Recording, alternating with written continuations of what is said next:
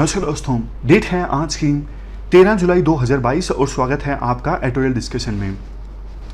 3 issues आज हम discuss करेंगे। सबसे पहले गवर्नमेंट जॉब्स और अनएम्प्लॉयमेंट की समस्या से संबंधित आर्टिकल, दूसरा अर्बन लोकल बॉडीज की फिजिकल सिचुएशन से संबंधित और तीसरा मीडिएशन बिल। देखो आज के जो आर्टिकल्स हैं ना, अगर बीच वाले को छोड़ दें तो ऐसा नहीं है कि बहुत ज़्यादा यूनिक पॉइंट्स हैं, नए पॉइंट्स हैं। पॉइंट्स कहीं ना कहीं ऐसे हैं जो ऑलरेडी आपको पता ही हैं, बस एक जगह समराइज कर दिया गया है। जैसे गवर्नमेंट जॉब से संबंधित आर्टिकल पिछले दिनों भी आया था, शायद 1 महीने पहले, जब सरकार ने ये अनाउंसमेंट की थी कि 10 लाख जो वैकेंसीज हैं वो फिल की जाएंगी आने वाले 1.5 सालों में।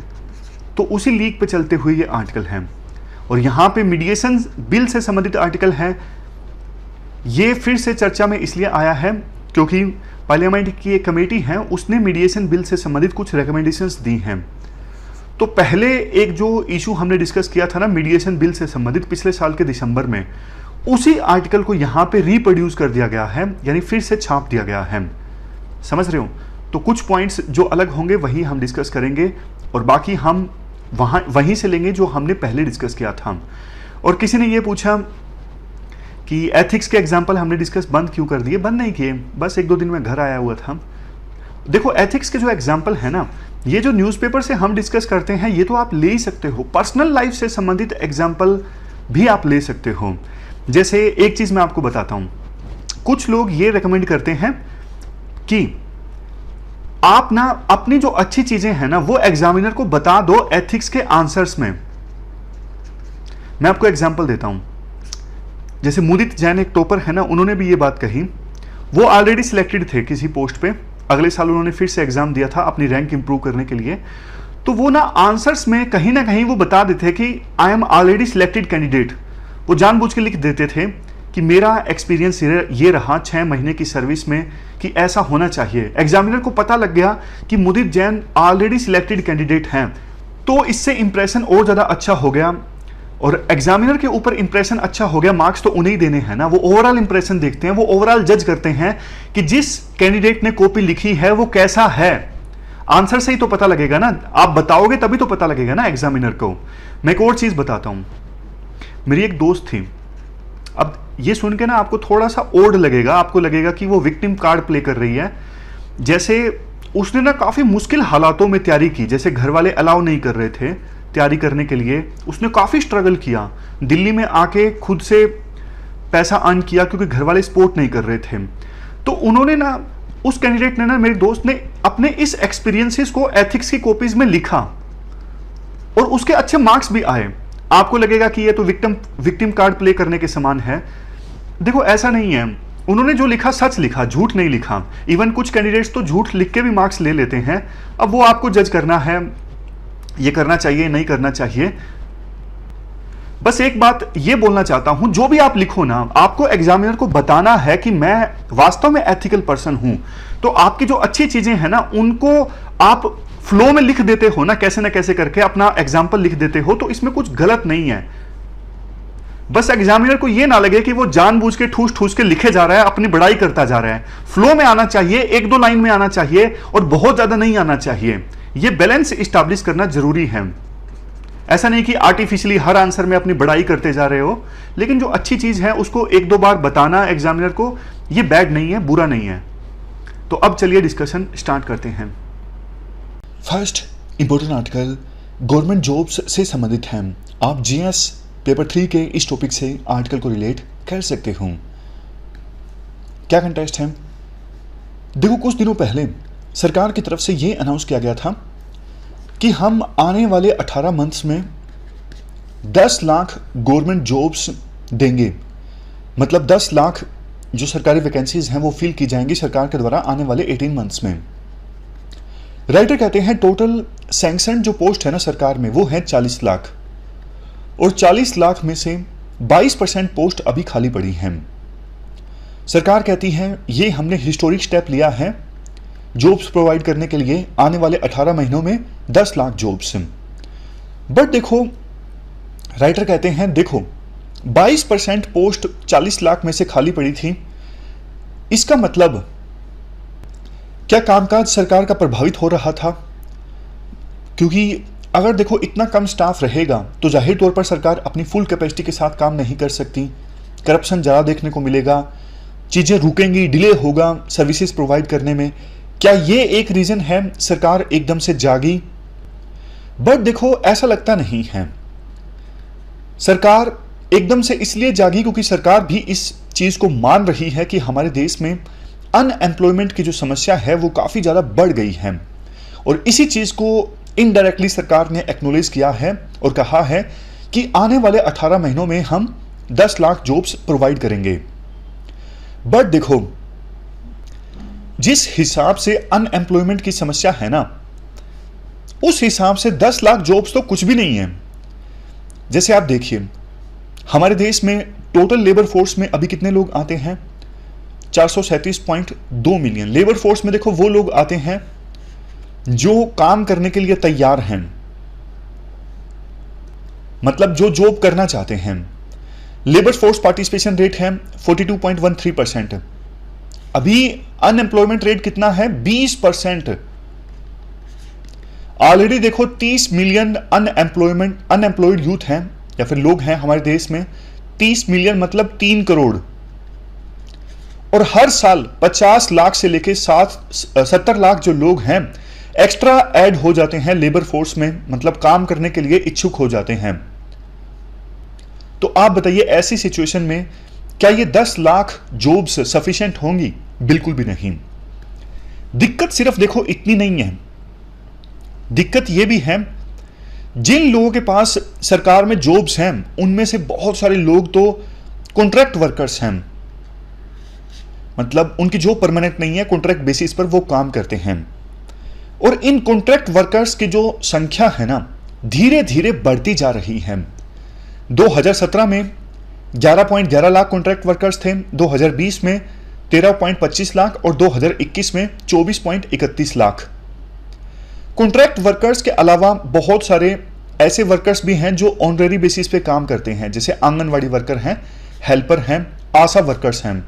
इनमें से जैसे आशा वर्कर्स को ना काम के बेसिस पे इंसेंटिव मिलते हैं, मतलब जिस हिसाब से जैसे उन्होंने टीकाकरण करवाया या फिर प्रेग्नेंट महिला को वो हॉस्पिटल में लेके आई, उन्होंने बच्चों की डिलीवरी करवाई मतलब हॉस्पिटल में लेके गई प्रेग्नेंट वुमेन को, तो उस हिसाब से इनको इंसेंटिव मिलते हैं। इनकी जॉब भी कोई परमानेंट नहीं है, तो ये भी एक बड़ी दिक्कत है।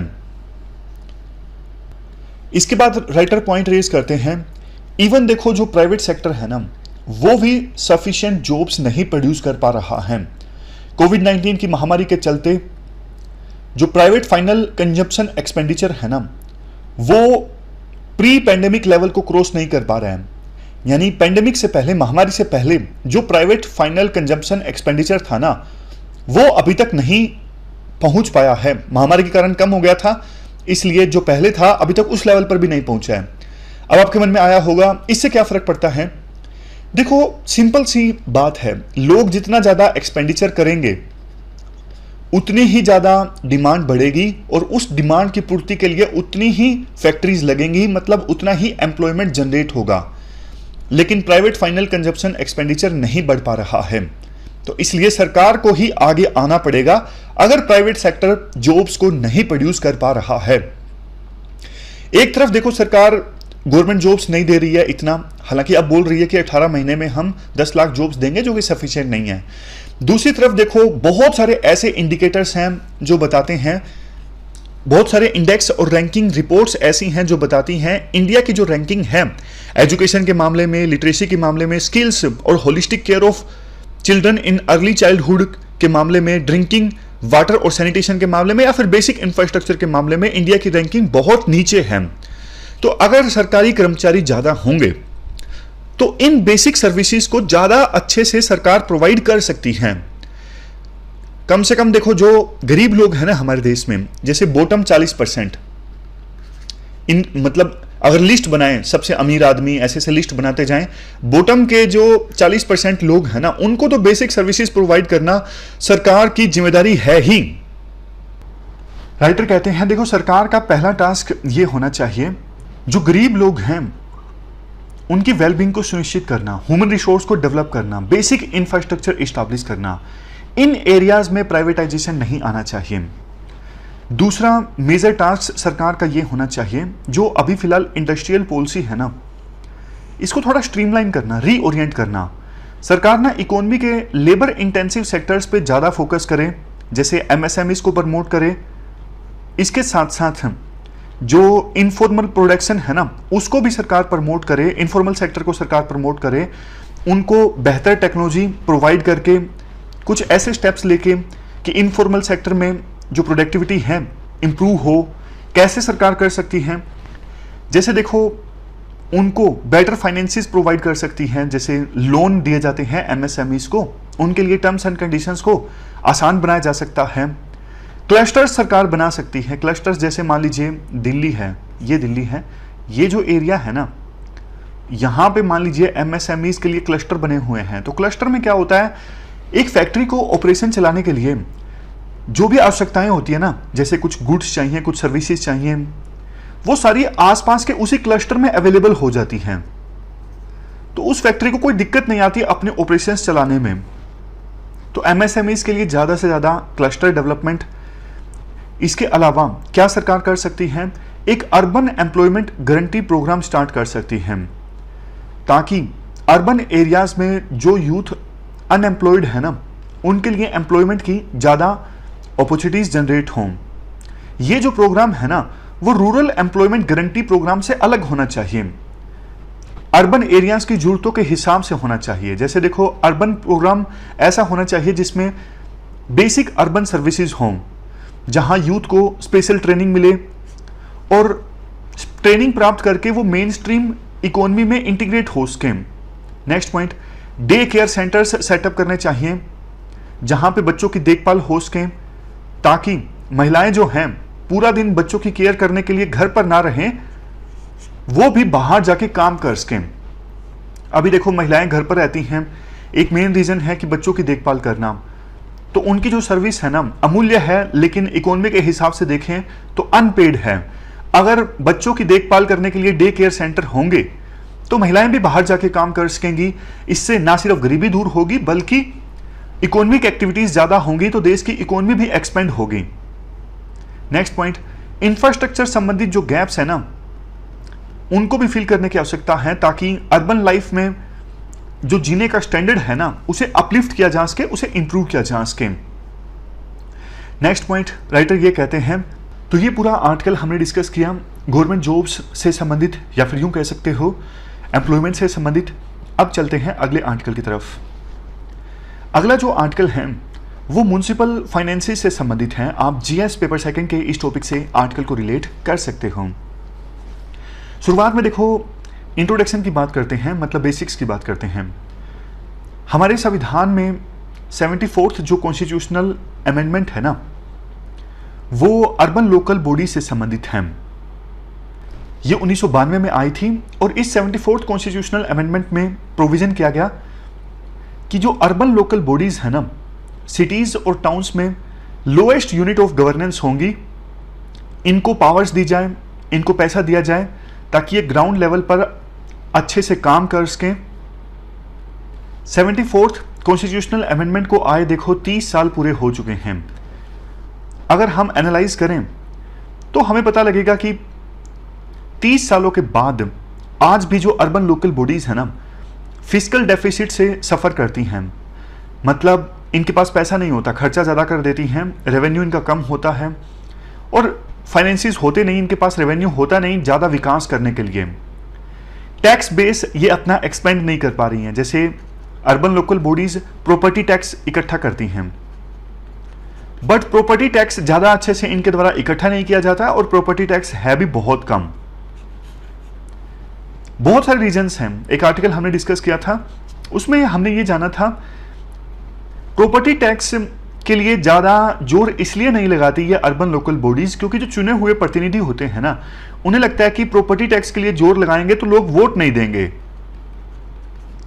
और लोगों में ना, हमारे देश में आज भी टैक्स के प्रति जो लेजिटिमेसी है ना, मतलब लोगों को ये लगता है कि हम टैक्स खामखा दे रहे हैं, सरकार विकास नहीं करवा रही है। समझ रहे हो? देखो जनता ना खुशी खुशी तब टैक्स देती है जब उसे लगे कि हाँ सड़कें बहुत अच्छी हैं, सरकार बहुत ज़्यादा अच्छी सर्विसेज प्रोवाइड कर रही है, तब जनता ना खुशी खुशी टैक्स देती है। लेकिन हमारे देश में ना टैक्स के प्रति जो लेजिटिमेसी है ना बहुत कम है। जनता को लगता है कि सरकार पैसा ले लेती है लेकिन विकास नहीं करवाती उस हिसाब से। और देखो जीएसटी आने के बाद तो अर्बन लोकल बॉडीज का जो रेवेन्यू लॉस है और भी ज़्यादा बढ़ गया। इसके बाद महामारी आ गई तो सिचुएशन उनके लिए काफ़ी ज़्यादा खराब हो गई। इसके बाद आर्टिकल में कहा जाता है, देखो हाल ही में Indian institute for human settlements ने 24 स्टेट्स की अर्बन लोकल बॉडीज का ना कुछ डेटा एनालाइज किया 2012-13 से लेके 2016-17 के बीच का, और इस एनालिसिस के आधार पर काफ़ी सारे पॉइंट्स ड्रा किए। जैसे देखो सबसे पहला पॉइंट, अर्बन लोकल बॉडीज को टोटल जितना रेवेन्यू मिलता है ना उसमें से आधा से भी कम रेवेन्यू उनका खुद का होता है। ज्यादातर रेवेन्यू तो इंटर गवर्नमेंटल ट्रांसफर के माध्यम से उन्हें प्राप्त होता है, या तो सेंट्रल गवर्नमेंट से या फिर स्टेट गवर्नमेंट से। और उन्हें जो रेवेन्यू प्राप्त होता है ना टैक्स लगा के, for example property tax, fees जैसे कि वाटर को यूज करने की फीस, यूजर फीस, फाइन्स जैसे कि आपको पता है अतिक्रमण लगाया है या फिर कोई और ऐसा काम किया है तो म्यूनसिपैलिटीज काफ़ी तरह के फाइन लगाती हैं। मतलब एंक्रोचमेंट अगर दुकानदार ने किया है, जैसे आगे अपना जो दुकान का स्ट्रक्चर है वो बढ़ा लिया तो इस पर फाइन लगाया जाता है म्यूनसिपैलिटीज के द्वारा। ये सिर्फ एक एग्जांपल है। और अन्य तरह के जो चार्जेस लगाए जाते हैं ना, इनसे रेवेन्यू प्राप्त होता है अर्बन लोकल बॉडीज को, जो कि देखो 50% से भी कम होता है। ज़्यादातर रेवेन्यू प्राप्त होता है सेंट्रल गवर्नमेंट से या फिर स्टेट गवर्नमेंट से। सेंट्रल गवर्नमेंट से उन्हें पैसा मिलता है फाइनेंस कमीशन की रिकमेंडेशंस के हिसाब से। उसी प्रकार से स्टेट फाइनेंस कमीशन की रिकमेंडेशंस के हिसाब से ग्रांट इन एड मिलती है स्टेट गवर्नमेंट्स की तरफ से। राइटर एक पॉइंट ये भी रेज करते हैं, देखो अर्बन लोकल बॉडीज के पास ना पोटेंशियल काफी ज्यादा है जो कि अनटेप्ड है। जैसे प्रॉपर्टी टैक्स की ही हमने बात की थी। आप डेवलप्ड कंट्रीज को देखोगे ना तो वहां पे अर्बन लोकल बॉडीज काफी प्रॉपर्टी टैक्स इकट्ठा करती हैं, लेकिन हमारे देश में अर्बन लोकल बॉडीज के द्वारा सिर्फ नाम मात्र का प्रॉपर्टी टैक्स इकट्ठा किया जाता है। सबसे बड़ा जो रेवेन्यू प्राप्त होता है, खुद से जो रेवेन्यू इकट्ठा करती हैं अर्बन लोकल बॉडीज, उसमें से सबसे बड़ा कंपोनेंट है ही टैक्स कलेक्शन का। लेकिन बात वही, डेवलप कंट्रीज के मुकाबले में काफी कम। प्रॉपर्टी टैक्स जीडीपी में कितना कंट्रीब्यूट करता है? सिर्फ 0.15%। इसके बाद आता है एनालिसिस का दूसरा पॉइंट। चूंकि देखो अभी अर्बन लोकल बॉडीज जो हैं सेंट्रल गवर्नमेंट से और स्टेट गवर्नमेंट से रेवेन्यू ट्रांसफर पर डिपेंडेंट है, तो ना अभी आवश्यकता ये है जब तक कि वो सस्टेनेबली काम ना करने लगें, यानी रेवेन्यू के मामले में ऑटोनोमस ना हो जाएं, खुद से अच्छा खासा रेवेन्यू ना जनरेट करने लगें, तब तक कम से कम स्टेट गवर्नमेंट की तरफ से और सेंट्रल गवर्नमेंट की तरफ से जो उनको पैसा ट्रांसफर होता है ना उसमें कंसिस्टेंसी रहनी चाहिए, उसमें थोड़ी स्टेबिलिटी रहनी चाहिए। जैसे एग्जाम्पल के तौर पर हमारे देश में जितना पैसा ट्रांसफर होता है ना सेंट्रल गवर्नमेंट और स्टेट गवर्नमेंट की तरफ से अर्बन लोकल बॉडीज को, ये सिर्फ 0.5% ऑफ जीडीपी है। डेवलप कंट्रीज में देखें, एवरेज निकालें, मतलब इंटरनेशनल एवरेज निकाल लीजिए, डेवलप कंट्रीज का मत देखिए। इंटरनेशनल एवरेज 2 से 5% ऑफ जीडीपी है। यानी आप कह सकते हो बाकी देशों के अपेक्षाकृत हमारे देश में सेंट्रल गवर्नमेंट और स्टेट गवर्नमेंट से बहुत कम पैसा ट्रांसफर होता है अर्बन लोकल बॉडीज को। अब आता है तीसरा पॉइंट। तीसरा पॉइंट ये है, देखो अर्बन लोकल बॉडीज के अंदर भी काफी सारी विविधताएं हैं। जैसे देखो जो क्लास 1A सिटीज है ना, जिनकी पॉपुलेशन 50 लाख से ज्यादा है, वो प्राइमरीली अपने खुद के टैक्स रेवेन्यू पर डिपेंड करती हैं अपने ऑपरेशंस चलाने के लिए। लेकिन छोटी सिटीज में जैसे क्लास 1B सिटीज और class 1C cities, class 1B वो सिटीज जिनकी पॉपुलेशन 10 लाख से 50 लाख के बीच में है, और क्लास 1C सिटीज जिनकी पॉपुलेशन 1 लाख से 10 लाख के बीच में है, ये ज्यादा रिलाई करती हैं आईजीटी पे, यानी इंटर गवर्नमेंटल ट्रांसफर पर, यानी सेंट्रल गवर्नमेंट और स्टेट गवर्नमेंट से जो रेवेन्यू मिलता है ना उन पर।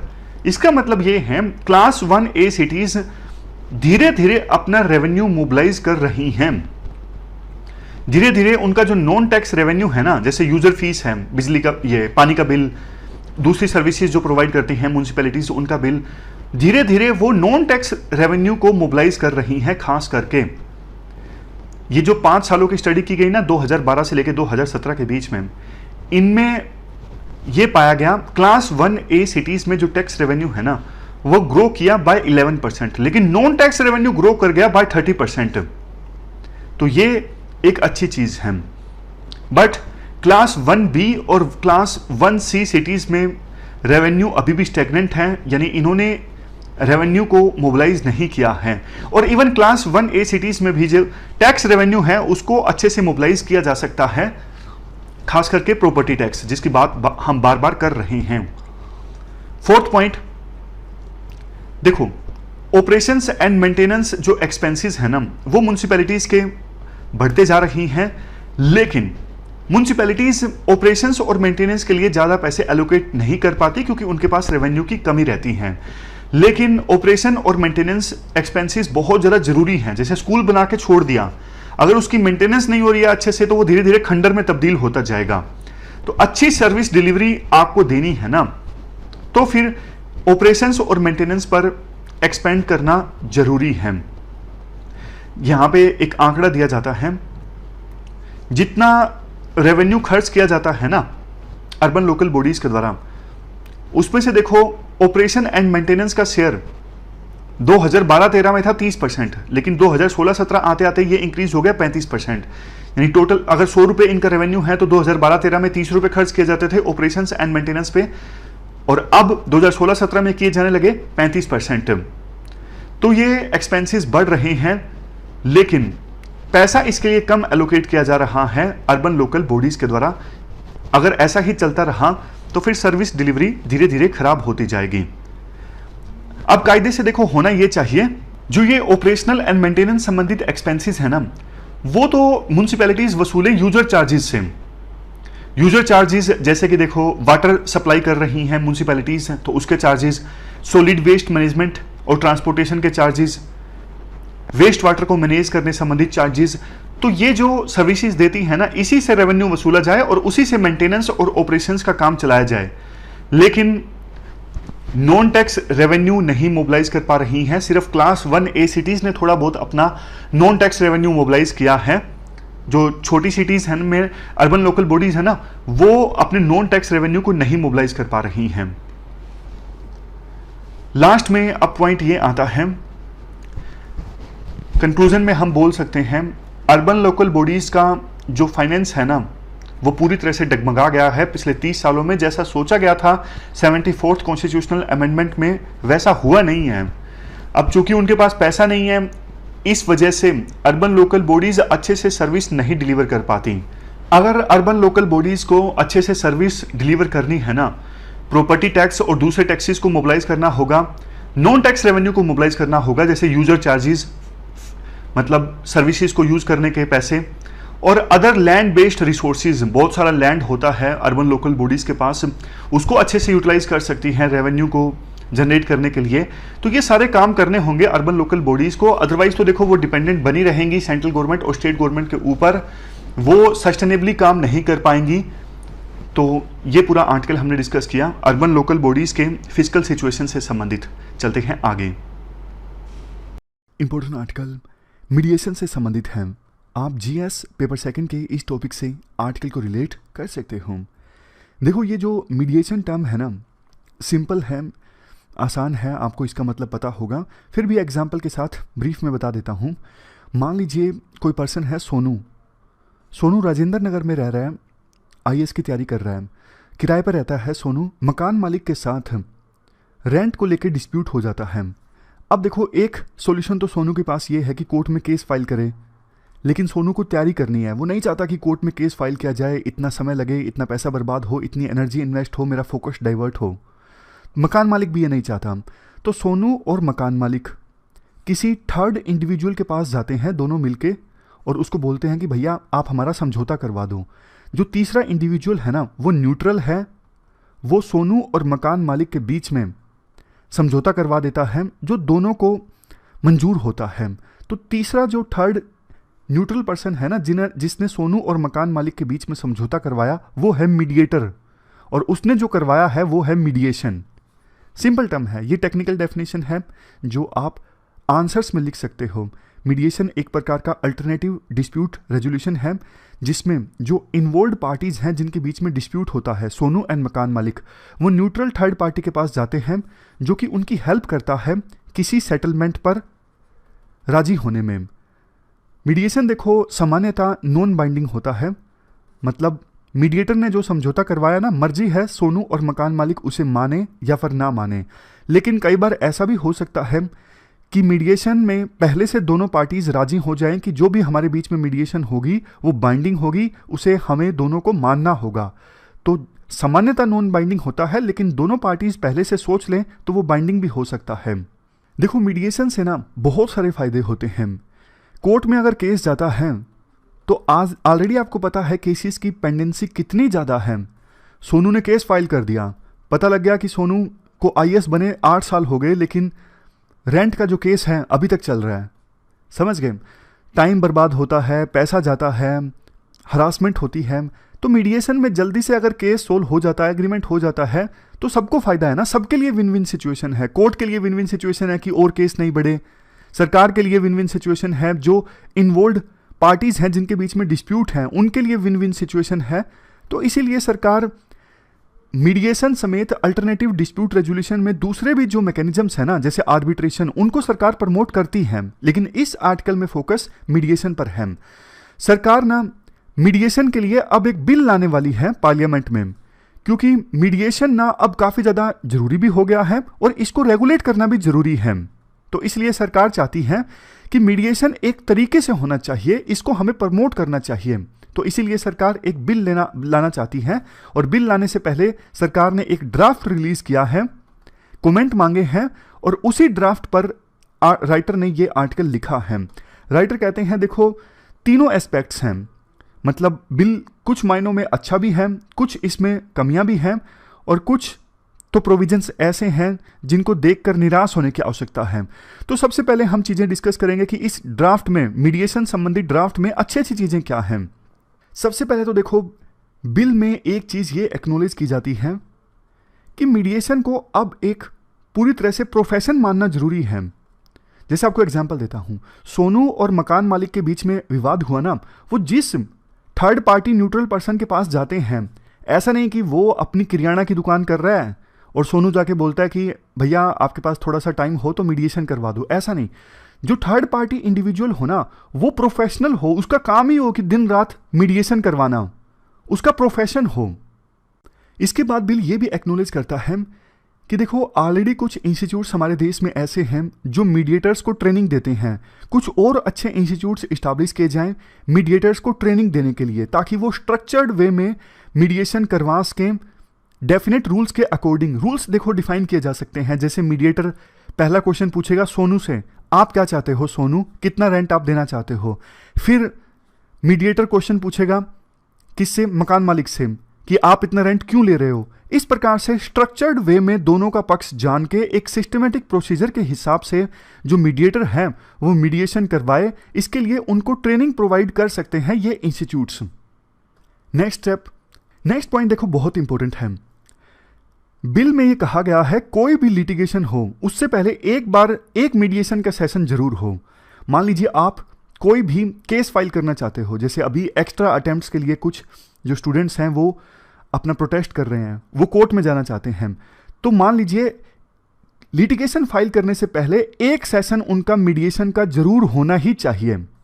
मतलब वो थर्ड पार्टी इंडिविजुअल के पास जाएं, दोनों पार्टीज, जिसमें मीडिएटर जो है वो एक्सप्लेन करेगा कि मीडिएशन के भैया ये फायदे हैं, ऐसे मीडिएशन होगा। पूरा सेशन अटेंड करने के बाद दोनों पार्टीज की मर्जी है कि वो मीडिएशन को ऑप्ट करना चाहते हैं या फिर कोर्ट में जाना चाहते हैं। लेकिन एक सेशन लिटिगेशन फाइल करने से पहले मीडिएशन का जरूर होना चाहिए, जिसमें मीडिएटर मीडिएशन के फायदे बताएगा और बताएगा कैसे आप मीडिएशन को प्रोसीड कर सकते हो। अब मीडिएशन का सेशन अटेंड करने के बाद दोनों पार्टीज राजी हैं तो मीडिएशन कर सकते हैं। दोनों में से एक पार्टी भी अगर नहीं चाहता है कि नहीं मुझे मीडिएशन नहीं करनी, तो भैया जाओ आप कोर्ट में, हमें क्या करना है, मीडिएटर ऐसा बोलेगा। इसके बाद देखो ये भी इंपॉर्टेंट पॉइंट है, कई बार ऐसी दिक्कत आती है, मान लीजिए जो डिस्प्यूटेड पार्टीज है ना, दो पार्टीज के बीच में विवाद है, सोनू और मकान मालिक। अब सोनू को धमकी देता है मकान मालिक, मीडिएशन का सेशन दोनों के बीच में चल रहे हैं, लेकिन इसी बीच मकान मालिक सोनू को धमकी दे देता है कि मेरा रूम खाली कर दो। तो फिर मीडिएशन के सेशंस के बीच में ही सोनू कोर्ट में जा सकता है स्टे लेने के लिए कि देखो मीडिएशन का सेशन चल रहा है और ये हमें निकाल रहा है, तो प्लीज ग्रांट मी स्टे। तो कोर्ट स्टे लगा सकती है। स्टे लगने के बाद में सोनू और मकान मालिक मीडिएशन के सेशन फिर से भी स्टार्ट कर सकते हैं, रिज्यूम कर सकते हैं।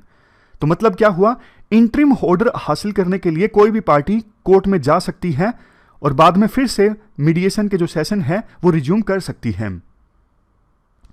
Next point, online dispute resolution की बात भी बोली गई है बिल में, क्योंकि कोविड-19 के बाद तो देखो ऑनलाइन काफ़ी ज़्यादा जो लिटिगेशंस हैं उनकी सुनवाई होने लगी है, तो मीडिएशन भी ऑनलाइन हो सकता है। इसको एक्नॉलेज किया गया है बिल में। नेक्स्ट पॉइंट देखो, ये ध्यान से सुनिएगा। जो ये सिंगापुर कन्वेंशन ऑन मीडिएशन है ना, ये देखो इंटरनेशनल कन्वेंशन है मीडिएशन से संबंधित और इंडिया भी इसका सिग्नेटरी है। अब बिल में यह कहा गया है कि सिंगापुर कन्वेंशन ऑन मीडिएशन के तहत विभिन्न कंट्रीज की पार्टीज के बीच जो मीडिएशन हुआ है ना, वो इंडिया में भी लागू होगा। अब मैं आपको एग्जांपल देता हूं जल्दी से। मान लीजिए सिंगापुर की कोई कंपनी है और इंडिया में आके उसने एक्ट किया, किसी चीज़ को लेकर विवाद हो गया, तो सिंगापुर कन्वेंशन और मीडिएशन के तहत सिंगापुर की कंपनी और इंडिया की कंपनी के बीच कॉमर्शियल सेटलमेंट हुआ, मतलब मीडिएशन हुआ, तो वो मीडिएशन इंडिया में भी लागू होगा, इंडिया में भी इन्फोर्स होगा। तो ये तो देखो अभी तक सारी हमने अच्छी अच्छी चीज़ें डिस्कस की। अब ड्राफ्ट का यानी मीडिएशन संबंधित बिल का क्रिटिसिज्म राइटर डिस्कस करते हैं। सबसे पहली बात वो बोलते हैं, सरकार के द्वारा ये सोचा गया है बिल जो है वो इंडिया को मीडिएशन के क्षेत्र में एक हब बनाएगा, मतलब हब फॉर इंटरनेशनल मीडिएशन बनाएगा ये बिल। लेकिन एग्जैक्टली उल्टा हो सकता है। अब आपके मन में आएगा ऐसा क्यों, अभी तक तो सारा अच्छा अच्छा ही डिस्कस किया, उल्टा क्यों हो जाएगा। बिल में देखो एक बात ये बोली गई है कि अगर जो इंटरनेशनल मीडिएशन है जब इंडिया में कंडक्ट की जाएगी, इंटरनेशनल मीडिएशन मतलब जिसमें फॉरेन पार्टीज इन्वॉल्व हों, अगर वो मीडिएशन इंडिया में कंडक्ट होगी ना तो उसे डोमेस्टिक मीडिएशन माना जाएगा। फिर से बोलता हूं, अगर इंटरनेशनल मीडिएशन मतलब जिसमें फॉरेन पार्टीज इन्वॉल्व हों, वो अगर इंडिया में कंडक्ट होगी तो उसे माना जाएगा कि ये डोमेस्टिक मीडिएशन है। जबकि देखो डोमेस्टिक मीडिएशन जो होती है ना इंडिया में, उसे जजमेंट माना जाता है, कोर्ट का ऑर्डर माना जाता है। तो फिर आपको लगा होगा क्या दिक्कत है, कोर्ट का ऑर्डर माना जाता है। दिक्कत देखो ये है, सिंगापुर कन्वेंशन में ना ये बोला गया है कि ये कन्वेंशन उन पर लागू नहीं होती जो ऑलरेडी कोर्ट की जजमेंट्स हैं। जजमेंट्स पर सिंगापुर कन्वेंशन लागू नहीं होती, ऐसा सिंगापुर कन्वेंशन में बोला गया है। जबकि इंटरनेशनल मीडिएशन अगर इंडिया में कंडक्ट होगा तो उसे डोमेस्टिक मीडिएशन माना जाएगा। डोमेस्टिक मीडिएशन मतलब कोर्ट का जजमेंट, यानी उन मीडिएशन पर फिर सिंगापुर कन्वेंशन लागू नहीं होगी। सिंगापुर कन्वेंशन लागू नहीं होगी तो फिर मतलब वो मीडिएशन जो इंडिया में हुआ है वो विभिन्न देशों में लागू नहीं होगा। तो फिर कौन आएगा इंडिया में मीडिएशन करवाने के लिए जब वो विभिन्न देशों में लागू होगा ही नहीं। तो ये लूप होल है जो ड्राफ्ट में छूटा हुआ है, जिसे एड्रेस करना जरूरी है। अगर ये लूप होल नहीं एड्रेस किया गया तो फिर इंडिया हब नहीं बनेगा, यहां पे ईज ऑफ डूइंग बिजनेस नहीं प्रमोट होगा। तो आप इसे अभी एड्रेस कर दो, जो बिल पार्लियामेंट में फाइनली प्रेजेंट किया जाए उसमें ऐसा कोई प्रोविजन ना हो कि डोमेस्टिक मीडिएशन माना जाएगा इंटरनेशनल मीडिएशन जो इंडिया में कंडक्ट होगा। दूसरी खराब चीज राइटर ये बोलते हैं बिल के बारे में, देखो इस पूरी मीडिएशन संबंधित स्फीयर को गवर्न किया जाएगा एक काउंसिल के द्वारा। काउंसिल में 3 मेंबर होंगे, रिटायर्ड सीनियर जज होंगे, पर्सन जिसको अल्टरनेटिव डिस्प्यूट रेजोल्यूशन का एक्सपीरियंस होगा, और एक एकेडमिक जिसने अल्टरनेटिव रेजोल्यूशन को कवर करवाया हो, जिसने इसके बारे में पढ़ाया हो। ये 3 मेंबर होंगे इस काउंसिल में। ये जो काउंसिल होगी ना बहुत पावरफुल बॉडी होगी जो मीडिएशन संबंधी चीज़ों को रेगुलेट करेगी, सर्टिफाई करेगी, मान्यता देगी, प्लान बनाएगी, गवर्न करेगी। लेकिन राइटर कहते हैं दुख की बात यह है कि इसमें एक भी मीडिएटर नहीं है। अल्टरनेट डिस्प्यूट रेजोल्यूशन में तो काफ़ी सारी चीज़ें आती हैं, जैसे आर्बिट्रेशन आता है, रिकॉन्सिलिएशन आता है, मीडिएशन भी आता है। तो कोई जरूरी नहीं ना जिसने एडीआर के बारे में पढ़ाया हो वो मीडिएशन का एक्सपर्ट हो। तो ये राइटर बोलना चाहते हैं इसमें एक्चुअल में वो पर्सन नहीं है जिसने मीडिएशन करवाया हो। मीडिएशन के बारे में पढ़ाना अलग चीज है, मीडिएशन करवाना अलग चीज है। आपको लगा होगा ये दूसरे नंबर का पर्सन तो वही है ना, a person with experience of ADR. तो राइटर कहना चाहते हैं एडीआर में भी किसी को आर्बिट्रेशन का एक्सपीरियंस ज़्यादा हो सकता है ना, मीडिएशन हो सकता है वो बंदा नहीं करवाता हो, वो आर्बिट्रेशन का एक्सपर्ट हो सकता है कि वो रिकॉन्सिलिएशन का एक्सपर्ट हो, मीडिएशन का उसको एक्सपीरियंस ना हो। तो कुल मिला के काउंसिल ऐसी हो सकती है जिसमें मीडिएशन करवाने वाला बंदा हो ही ना, तो फिर कैसे ये काउंसिल अच्छे से रेगुलेट करवाएगी मीडिएशन संबंधित चीज़ों को, ये ब्यूरोक्रेटिक बॉडी बन के रह जाएगी।